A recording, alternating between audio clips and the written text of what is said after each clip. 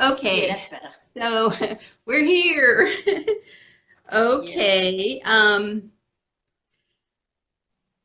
so Denise, I'm just going to ask you some questions and just feel free to answer them. So, how long were you incarcerated? Um, about 3 years and 5 months. Okay, and where was that at? It was all at Lowell. Well, I did a week at tree camp, forestry, but I was at Lowell the whole time. Okay, and how long have you been out? Since August of 13. So almost 4 years, I think.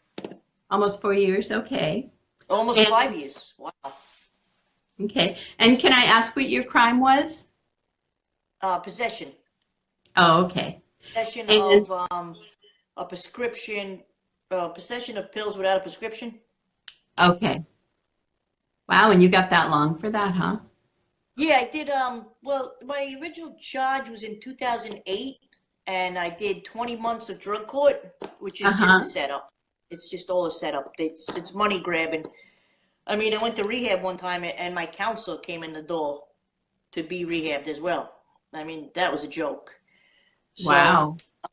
yeah, I think I had about 2 or 3 months left to finish, and yeah, they screwed me for missing a class, and the judge gave me 4 years. Judge Babs.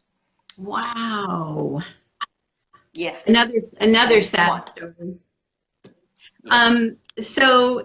Can I just ask just briefly about your childhood? Kind of what was your childhood environment like? Did it have anything to Oh do with? no, I think I had a fantastic childhood. I wish the world was still like that, to be honest. I mean, single mom. My mom brought us up. My dad died when I was 4, but I had a great childhood. My mom was fantastic, strong woman, still is, and I just it wasn't until I'd say, I mean, I got in trouble here or there when I was younger, but it was until I was about in my 30s. I think after I went through a divorce is when I think I kind of spiraled, Okay. went into Okay. drugs, and that was my downfall. Okay. Very addictive personality. What? Very addictive personality. Oh, okay. Um, so, and briefly again, because we're going to really go into the medical, what was your experience with the officers? They're horrible. I mean, there was maybe a couple that were nice, but for the most fact, they're horrible. They treat you like crap. They talk to you like you're a piece of shit. Um, you gotta. I mean, thank God. I don't know. I guess I'm kind of. People always tell me I'm kind of intimidating, so I Hmm. was kind of lucky on that fact. I wasn't bothered too much. Um, I did have officers get in my face a couple times, and I just had to deal with it. Right. But they're horrible. Okay. They scream in your face. They call your names. They push you down. Like they just it's horrible. Right. And I they would call never. that I wouldn't. Huh? and they call that rehab. Yeah, no, not at all. I wouldn't wish that upon my worst enemy. Right. Okay, so let's get into the medical. So tell me the story behind that, kind of how everything happened. Um, after when I was getting moved out of R&O finally, I thought that would be good. They're supposed to classify you out to an area that you're meant to be in, and they tell me I'm going over to the M dorm, which is like lifers, and so that kind of freaked me out. But I had to go. So I'm there, I guess, I don't know, just a couple days, and they're constantly having problems with their water contamination there. The whole time I was there, it was every couple months the water be shut down. They had contamination problems. So they didn't have water. They brought in big white jugs of water for us to get water out of. And I'm assuming this is how it happened. I don't know. And getting water out of it, I guess maybe a day later, I noticed on the side of the thing it said a razor exchange on the side of the jug. that's the drugs they were using. Anyway, like another day goes by, everyone's talking about one girl in the dorm across the way. She's all yellow, and she's really sick and everything. And everyone's freaking out. Well, another day, same thing happens to me. I mean, I was like orange, whites in my eyes, yellow. I was pooping white, peeing orange. Couldn't hold anything down. You put in your slips for medical. Takes forever. You finally go there. I go there, and they give me like an antacid. They say, take this before you eat, so I could hold something down. Are you kidding me? I mean, I come from a family of nurses, and I've been in the medical field my whole life. I was a surgical tech. I knew there's something wrong with me. I was jaundiced. But, they kept brushing it off and all this. I mean, I probably lost 20 pounds in, I don't know. It's so hard. I block so much out. And one day, I guess a month had gone by, I was still sick like this. And I seen the warden walking across the yard, so I figured maybe I'll go approach her. Well, that didn't pan out really well. So, I didn't want to burden my mom on it. It's so much she's going through already. Finally, I told her after about a month, and she started making phone calls. About a week later, I got moved to the main. They took me in. They did some tests. I don't even remember. Maybe an ultrasound or something. And all I could really remember is like a couple days later, I got moved to the work camp, and it kind of just dissipated. So I'm just kind of assuming maybe I had hepatitis A. I don't know. Never got told anything, but it was really horrible experience. And hindsight, it's even scarier. Wow. So did they ever do any blood work or tests or? I don't remember them doing blood work. I just kind of remember an ultrasound. Like I say, I do block so much out. There's a lot I don't remember. I think just because there must be some kind of safety mechanism I have. But yeah, I just remember, yeah, they did an ultrasound. Because my mom had called up there and they let me talk to her that one time. And that was real emotional. But because, I mean, she probably called the governor. No, my mom. She was calling everyone once I told her. But right. Yeah, thank God I survived it. So when you said you were drinking out of a razor exchange, what does that mean? Yeah, it was like, I don't know how many gallons you could say. It was like this big. It was a big white container. And then later on, I'm gone.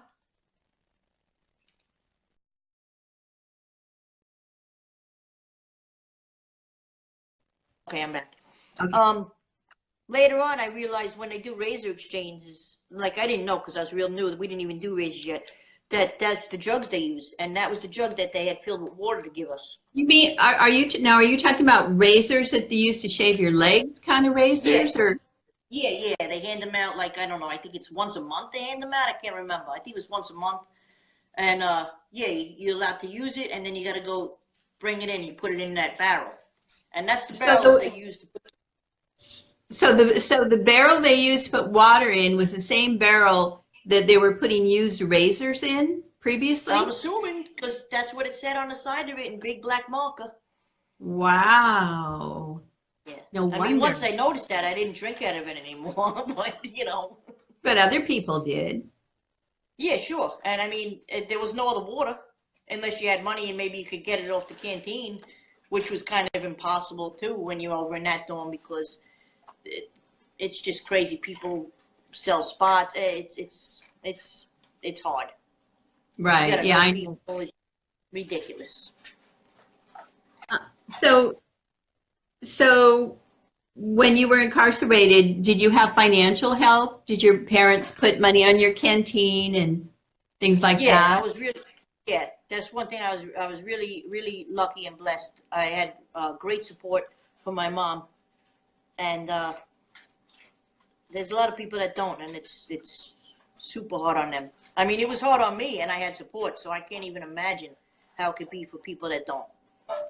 Right. It's horrible.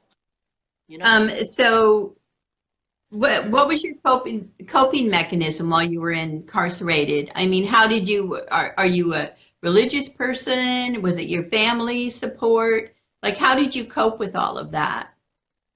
Well, I think I was probably in shock for about 6 months. I mean, I Hmm. couldn't even remember my address, to be honest. But once I got to the work camp, it got a lot better. And then I found out about the horse program, so I just kept striving to get into that. I mean, I wouldn't stop until someone said, "Yeah, okay, we'll let you in." Hmm. I was determined, and thank God, because I don't know what I'd be without that program. That program is fantastic, and they should Right. have so many more.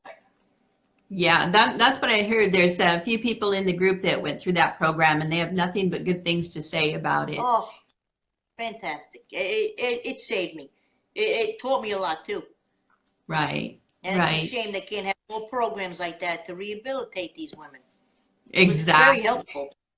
Hmm. Exactly. So, how have have you had any more health problems since you've been out? How are you doing on the outside? Was it difficult? Well, yeah, yeah, it was difficult coming out. I mean, it's strange, you know. 'Cause I don't know why. I guess because you're like so controlled, and then you're Right. not. It's a little awkward, I guess. But I'd say the worst part is the bullshit about how you do your time or whatever, but still you're labeled as convict. I mean, I got offered a couple really good jobs that I wanted here several times, and then once they do your background check, you're screwed. I Right. mean, it, and I got to work two jobs, making the amount of money I made back in 1988. I mean, come on. I can't get back into the medical field. I wouldn't even try because I don't think it would be possible. Right. Right. So, have you had any health issues at all related to what you went through? No, thank God. That's No. good. The only kind of issue I think I have, honestly, I'm very scared to go to the doctor these days, and I don't know why. I never was like that, and I kind of wonder if it has anything to do with my time there. It Right. really makes me nervous to go see the doctor, and I was never like that. Like I said, I came Right. from a family of nurses, so Right. Was Dr. Rodriguez, was he one of the doctors um, there when you were it, there? it's possible. Like I said, Kathy, I couldn't tell you names. I can't even think of names of offices. I just Right. blocked a lot. Right. So So you don't have any psychological repercussions? I know a lot of women have PTSD or they have a little bit of coping or a lot of coping yeah, issues. yeah. Yeah. I'd say I probably do. I mean, I do have nightmares time again. Um, I mean, there's other things too, but I may not see them because I just don't want to. But Right. yeah, I'm sure I have plenty of issues. But Right. my Really. life is definitely different than what it used to be. But you gotta just hope for the best and move forward. I think. Right. Right, exactly. So what I hear you saying is that being incarcerated has definitely affected your life on the outside as far as jobs and Yes. other issues. So there was no Yeah. rehab except for the There was horses. I mean, there was nothing offered to you rehab. except for the horse program. Yep. No. None at all. No. Okay. And oh shoot! I just lost my train of thought. Sorry. What did you say again right before that? I said, yeah, there's no programs offered to you except for the horse program. Yeah. Yeah. No. Yeah. Right. Did you do a drug treatment program in there? No. Do do they have one? I'm not even sure Um. myself. I think they might have came in with one maybe in 12. But I, I don't even know what it was all about or how great it was or even if it lasted. You know. Right. I mean, I wasn't offered it or anything, but I mean, I'm sure there could be a great program like that for people if they had it. But they honestly, I don't think they care. They really don't care. Right. Right. Right. So it's not going to happen. Um, okay. So, what would your suggestion be for bettering the prison system?